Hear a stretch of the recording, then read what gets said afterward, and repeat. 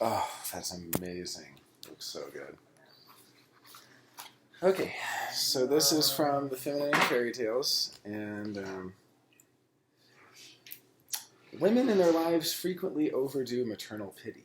I call it the Salvation Army sentimentality. To be immediately moved by something helpless and in difficulties, anything up against the wall and cornered, is in the archetype of the maternal instinct and always arouses a woman's pity. But every virtue, if overdone, is against instinct and can become its own opposite. It's so profound. I mean, Von Franz is so good. Every virtue can go against instinct. Like to contrast virtue and instinct is like so smart. No, and when you overdo the virtue, it becomes the opposite. Yeah. Isn't true? Again and again, one sees how women suffer unconsciously through the virtue of pity. They don't even realize that they're suffering because of that, or the suffering is causing this. You know, I love Johnny. God damn it! It's pity. The king. The game. Okay. We're talking about the feminine. Oh. As an analyst, it has often happened to me that when I had cornered a patient, one of my feminine doctor colleagues would ring me up and say, "Have a little pity," and I had to reply, "No, no pity." Pity can have a completely destructive effect, keeping the person infantile. Women should check their natural maternal impulses and cultivate a certain amount of objectivity and detachment, which would enable them to see what is really good for the other person. Another aspect which one meets with very often, and which is at the back of many projections, is that a woman may have a husband or lover of the type of the dwarf. And this is from the fairy tale, The Briar Rose, about a dwarf. It's kind of like a Rumpelstiltskin characters. And she may have a husband or lover of the type of the dwarf, that is, who is neurotic or suicidal or a sadistic kind of man with a negative mother complex, meaning he thinks very terribly about his mother, compared to a positive mother complex that's he like idolize her mother, and they can both go to negative. Did you see the movie Throw Mama from the Train? Throw Mama from the Train, yeah, Danny DeVito, that was great.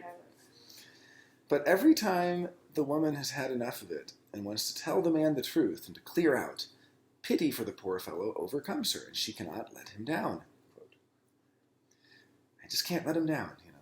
If the dreams agree, you can say, throw him out.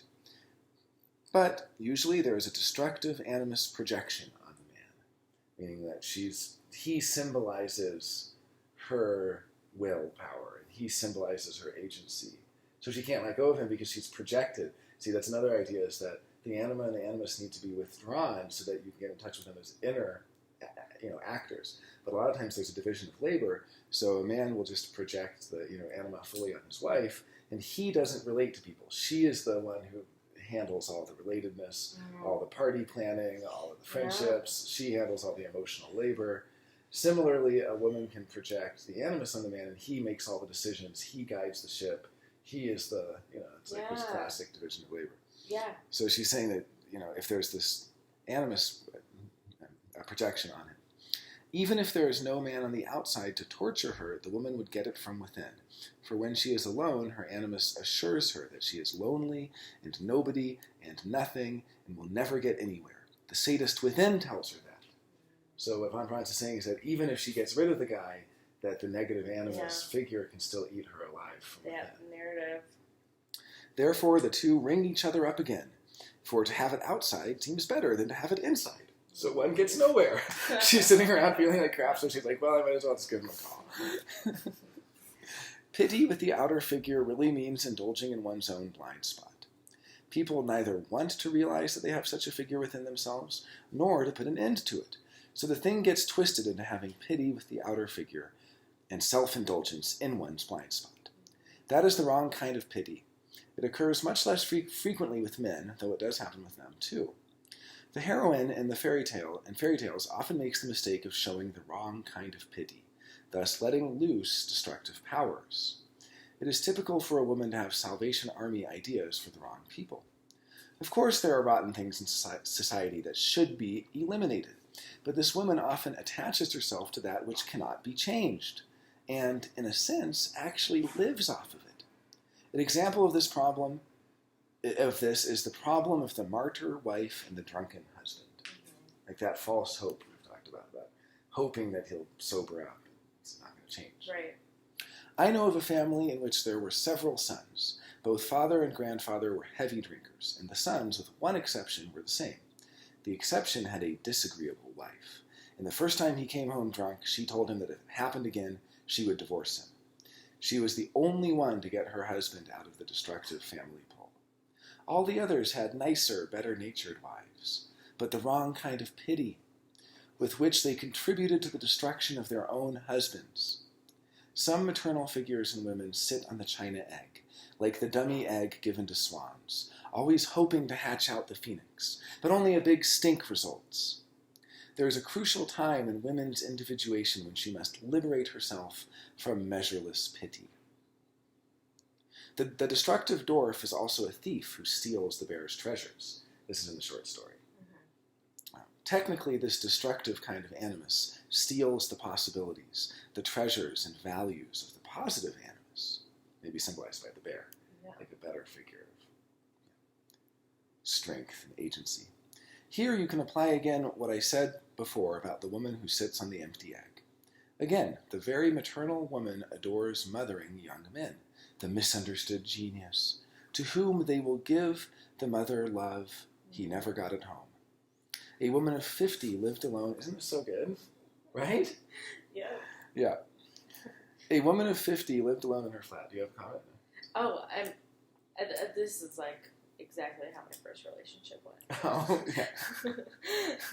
A woman of 50 lived alone in her flat and took up with a young man of 20 who had had a hard time in his youth and who had cheated with money and forged checks. She was filled with pity for the poor fellow because he had had such a horrible youth and let him live in her flat for nothing. She gave him employment in her business, where he cheated and accumulated 50,000 francs of debt on her account. But that was not enough. She still did not go to the law, but covered it up and pardoned him again because he cried and said he was ashamed. Then he lived with a girl for a time in her house, and then started putting arsenic into the older woman's food. That was a striking instance of pity in the wrong place, pity which amounted to absolute stupidity. She was a very intelligent woman, but the unhappy, unmarried type who does not know where to apply her maternal feelings and wastes them on such a creature. There, the values of the positive animus, which the woman could have used had she been more objective, were wasted. Her greatest values and her capacity of understanding. The fairy tale says that this is because she has such a negative animus herself. We must assume that the woman who wasted her money on the crook and murderer had such an animus. This is in the short story. People are blind outside and look so decent that it needs a lot of actual police work to discover the same figure within them. But you will find it if you make a direct attack by saying, "Now put your foot down and throw him out." Then it is interesting to see how at the crucial moment she will begin to lie, so that you discover the crook within. It transpires that there is a very subtle kind of self-deception going on, for instinctive warnings against the thief have been overlooked. It is impossible for a normal woman to live beside a man like that without becoming suspicious, so she deceives herself. The crook animus refuses to listen to the warnings and the hunches she gets from the unconscious. It is highly symbolic that it is a man who poisons her slowly. The wrong ideas of the animus afford the daily small doses of poison. Because a negative animus or an underdeveloped animus or animus you're out of touch with will just have poisonous comments. You're good for nothing. You'll never get ahead. You can't do anything on your own. Robbing a woman of her agency. Yeah. The wrong ideas of the animus afford the daily small doses of poison. In analyzing such a case, sooner or later there is a showdown, and the woman has to face that she is lying to herself and not listening to the warnings. Damn. Yeah, right? Seriously, wow. Yeah, Von Franz is so good. Like, just so with it. Yeah. Just so wise and smart. And